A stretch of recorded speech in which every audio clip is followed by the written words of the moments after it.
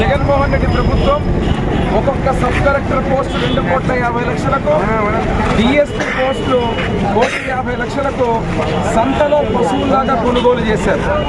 ఈరోజు అవినీతి చేసుకుని ప్రతి ఒక్క పోస్టు నమ్ముకొని ఈరోజు తీవ్రమైనటువంటి అభ్యర్థులకు ద్రోహం చేయడం జరిగింది. మరి ఇక్కడికి వచ్చినప్పుడు మీరు చూస్తే మామూలుగా ఏపీఎస్ఎస్సి ఏదైతే ఉన్నటువంటి అభ్యర్థులు గతంలో తెలంగాణలో ఇటువంటి తప్పుడు కార్యక్రమాలు చేసినందుకే ప్రజాక్షేత్రంలో కేసీఆర్కి శిక్ష పడింది. రాబోయే రోజుల్లో జగన్మోహన్ రెడ్డి చేసినటువంటి తప్పిదాలు, ఎందుకంటే అభ్యర్థులు నష్టపోయిన అభ్యర్థులందరూ కోర్టుకు పోతే ఈరోజు కోర్టులో 2 సార్లు ఏదైతే విజిలెన్స్ మూల్యాంకనం జరగకూడదు, సెక్షన్ 39 ప్రకారంగా 2 సార్లు జరగకూడదు.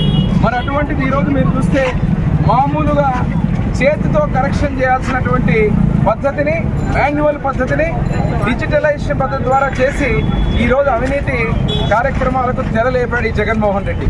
దానివల్ల ప్రతి ఒక్క అభ్యర్థి కూడా ఈరోజు మళ్ళీ కోర్టుకు పోవడం వల్ల మళ్ళీ 2వసారి చేయాల్సిన పరిస్థితి.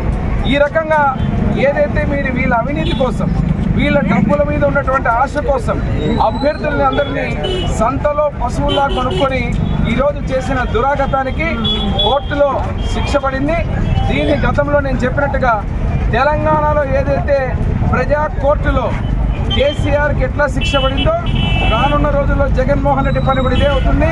దీని నిరసనగా నారా చంద్రబాబు నాయుడు గారు, నారా లోకేష్ బాబు గారు పిలుపు మేరకు ఈరోజు మేమందరం కూడా సీఎం జగన్మోహన్ రెడ్డి దిష్టిబొమ్మని దహనం చేస్తున్నాం.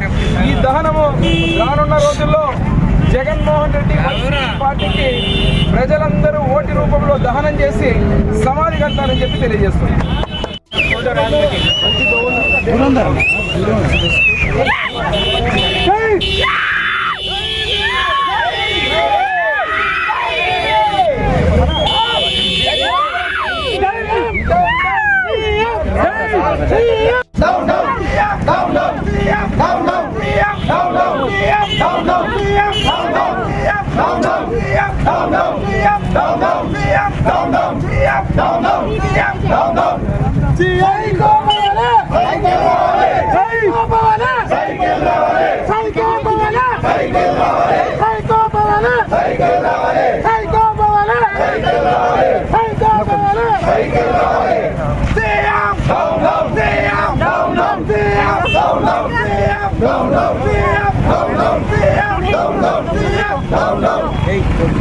No.